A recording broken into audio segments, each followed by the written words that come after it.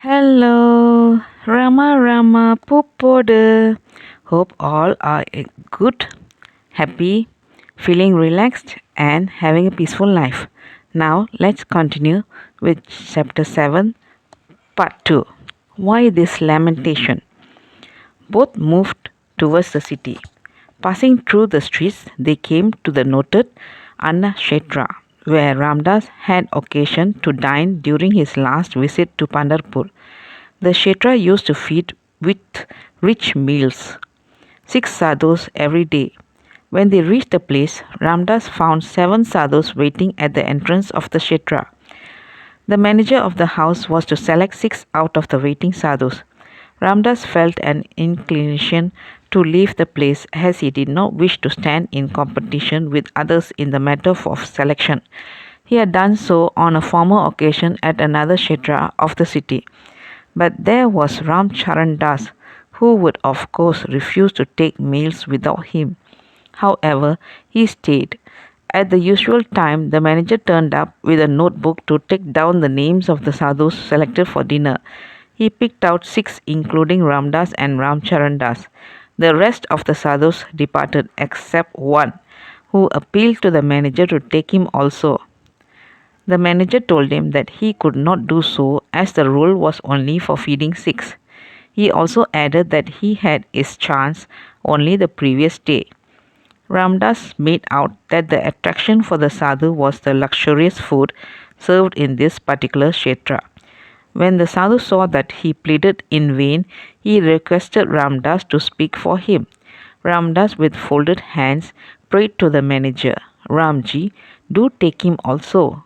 In a feeding house, an extra man can be accommodated. With a few sharp words, the manager cut short his advocacy, as much as to say, mind your own business. The lucky 6 were asked to enter the house. Ramdas walked in, along with the others, dazed and depressed. The extra sadhu was left behind. Meals were served for 6. The thought of the sadhu outside troubled his mind. The meal progressed. He could hardly eat anything. It was dinner of sweet balls and cakes. After finishing the meal, he came out, and what did he behold? The extra sadhu was still sitting on the doorstep. At the sight of him, Ramdas felt as though an ice-cold douche of water was suddenly poured over him. His hair stood on end, and a deep aching was felt at the heart as if from a stab.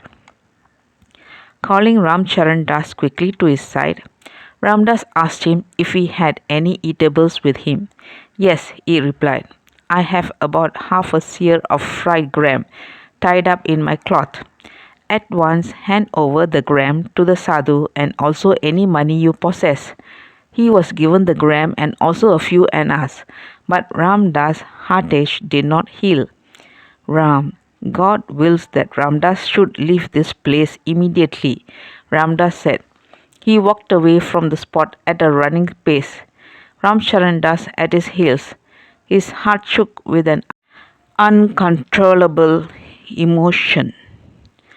Tears began to flow down his cheeks in a regular stream, and he wept and wept like a child. Das looked at him with a questioning glance. Ramdas ran on until he reached the railway lines. Here, he slowed down, but the weeping continued. In his intense grief, he gave vent to the following words. O Lord, why didst thou make him do this? Why didst thou prompt him to eat a meal in the kshetra while a hungry man was going without one outside? Thou directed him to do a most ignoble and cruel thing.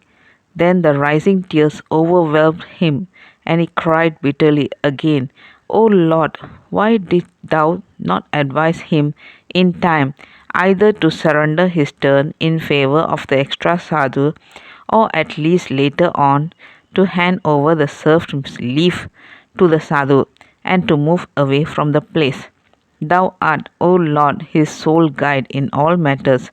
Now what hast thou made of him? An utterly selfish fellow. How cruel of him to have behaved like this. He wept and wept.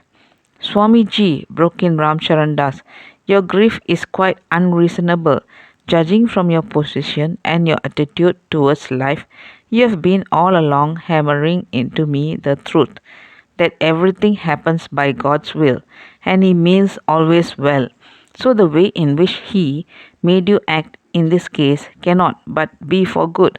Then why this lamentation? You are perfectly right, Ramdas answered. God does everything for the best. It was He alone who induced him to act as he did. Again, it is He who is making him feel contrition for it, complain and cry as he does. Ramcharandas became silent. Ramdas was now walking recklessly on the loose gravel by the side of the railway sleepers. He might have covered about 3 miles when a wail from behind arrested his attention and progress. He looked back. Ramcharandas was discovered sitting a few yards in the rear on a slipper. Swamiji, my feet are paining horribly. I cannot walk. The pointed stones are playing havoc with me. Ramdas leapt on the smooth footpath down on the one side and called Ramcharandas to follow him. They walked on at a slow pace. Ramdas said, you see, at a short distance ahead a small railway station. Go up to it and board any train running towards Kurduwadi. Ramdas goes on his way alone. Why?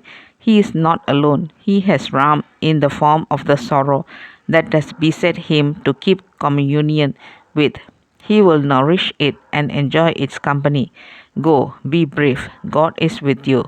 Make for the north. See places and gather experience.